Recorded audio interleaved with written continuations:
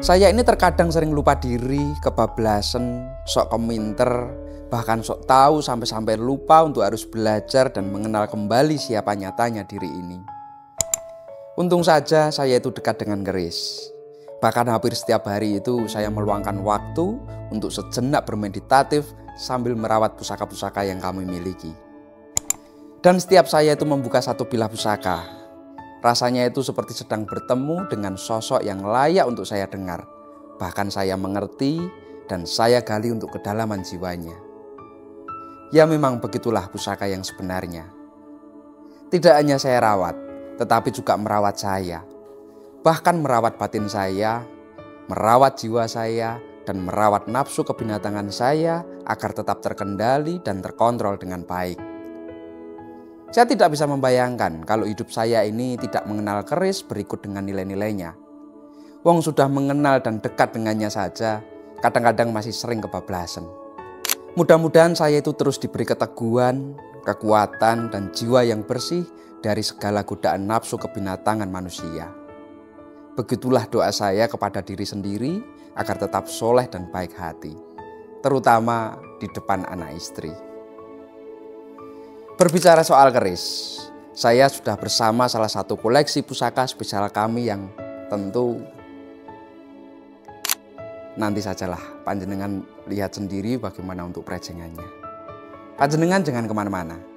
Dari Karanganyar Tentram, kami kabarkan.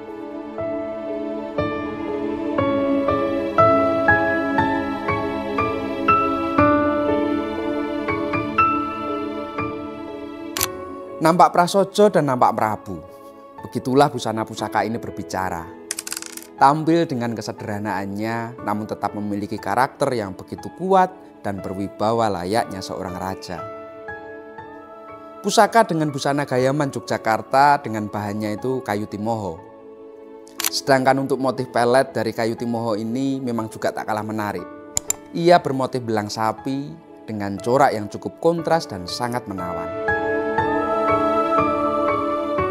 Ditambah lagi pendoknya terbuat dari bahan logam yang cukup bernilai. Ia memakai model bunton selorok dengan bahan selorok penutup depannya itu dari emas.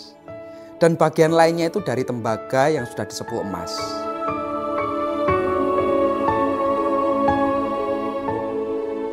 Sedangkan untuk dedernya terbuat dari kayu kemuning bang dengan model banaran khas Yogyakarta.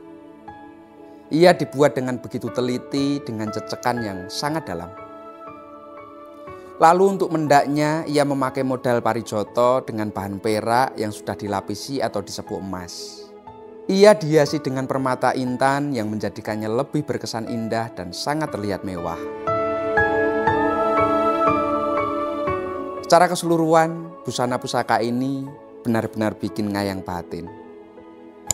Sekarang mari kita buka untuk isinya.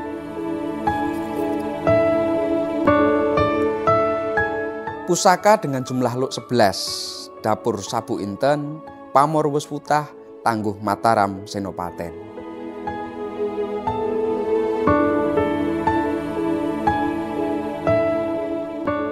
Aura dari pusaka ini begitu kuat. Ia benar-benar tampil dengan segala karakter khasnya sebagai pusaka Mataram era Panembahan Senopati. Pasikutannya begitu prigel dan sterek. Untuk besi yang digunakan itu berwarna hitam agak kebiruan. Sedangkan untuk karakter pamornya itu ngawat dan menancapnya pamor pun juga sangat pandas. Begitu terlihat luar biasa. Jika kita sering menemui keris-keris peninggalan masa Mataram Senopaten, biasanya itu bilahnya ramping dengan keutuhan yang sudah banyak berkurang.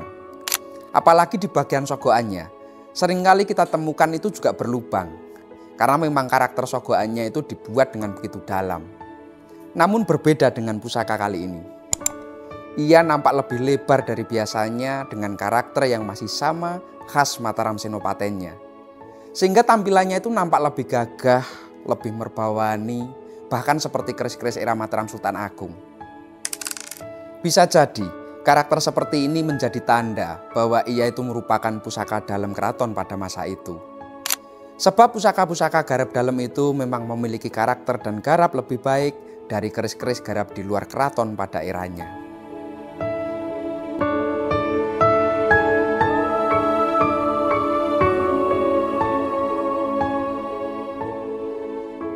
Ditambah lagi ia berdapur Sabu Inten, salah satu dapur legendaris dan sangat populer di kalangan perkerisan Nusantara.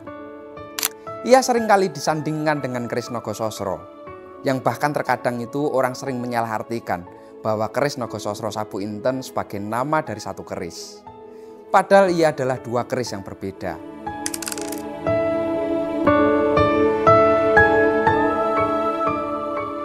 Kemungkinan besar kesalahan dalam penyebutan ini terjadi karena asumsi kita yang keliru saat membaca sebuah buku cerita yang berjudul Nogososro dan Sabu Inten karangan Singgih Hadimintarja. Namun apapun itu, lebih baik salah daripada tidak mau mengenalnya. Untuk itu melalui konten-konten ini, mari kita lebih mengenal dan lebih dekat lagi dengan keris pusaka, salah satunya pusaka Sabu Inten yang satu ini.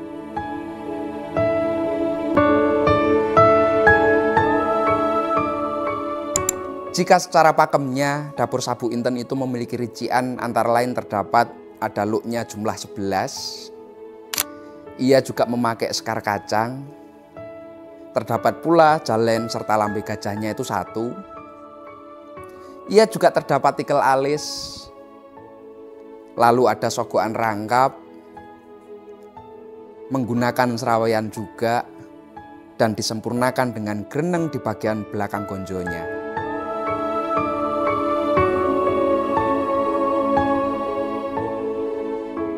Sabu Inten merupakan dapur keris yang menjadi perlambang tentang kemuliaan. Secara harafiahnya, sabuk dalam bahasa Jawa yang berarti ikat pinggang atau pengikat di pinggang. Dalam banyak teks Jawa lama, sabuk juga bermakna penahan diri atau pengikat kekuatan batin.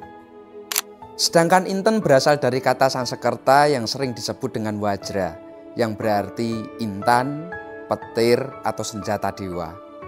Yang dalam perkembangan kosakata Jawa berubah menjadi Inten. Hal itu digunakan untuk menyebut batu mulia yang paling keras dan bercahaya, yakni intan.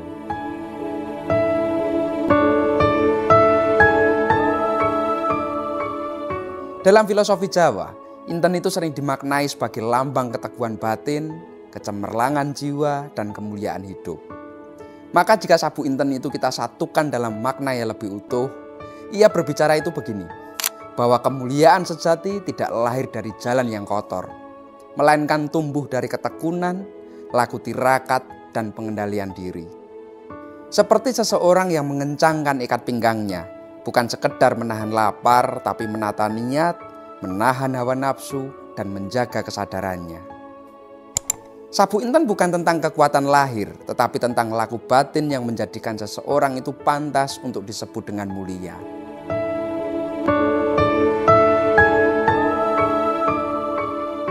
Pusaka peninggalan masa Panembahan Senopati ini seolah ingin mengabadikan sebuah pesan budaya dan historis dari perjalanan sang pendiri Mataram yang juga dikenal dengan nama Danang Sutawijaya. Sebagai putra angkat Sultan Hadiwijaya dari Pajang, Danang Sutawijaya itu tumbuh dalam lingkungan politik yang penuh dengan intrik, namun sekaligus penuh dengan kesempatan. Setelah wafatnya sang ayah angkat, ia itu tidak kembali ke Pajang, melainkan justru memperkuat kedudukannya di wilayah Mentawai. Hutan lebat yang berlahan ia ubah menjadi pusat kekuasaan baru. Disinilah, melalui perpaduan antara kekuatan spiritual dan strategis militer, ia mendirikan kerajaan Mataram Islam, sebuah kerajaan yang kelak menjadi poros penting dalam sejarah tanah Jawa.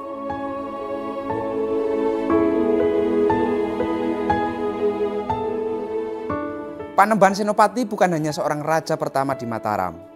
Ia adalah simbol sebuah peralihan. Ia memadukan tradisi kejawen dan Islam, menggandeng tokoh-tokoh spiritual seperti Kiai Jurumartani, serta dikenal menjalin hubungan batin dengan penguasaan pantai selatan seperti Nyi Roro Kidul.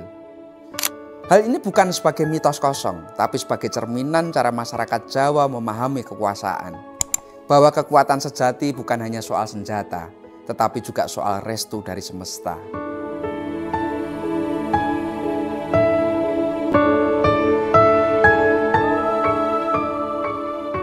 Pusaka yang berasal dari masa Panembahan Senopati ini bukan hanya menyimpan wujud fisik logam hasil tempa semata, tetapi ia juga menyimpan gema peristiwa sejarah dari babak peralihan Pajang hingga ke Mataram, Dari konflik internal hingga konsolidasi kekuasaan, dari hutan Mentau yang sunyi menjadi istana yang sangat disegani. Pusaka ini berdiri bukan sebagai benda mati saja, melainkan sebagai jejak diam yang menyimpan gaung tekad, tirakat, serta keberanian seorang tokoh yang mengubah arah sejarah Nusantara. Matur nuwun dan salam tutut hati.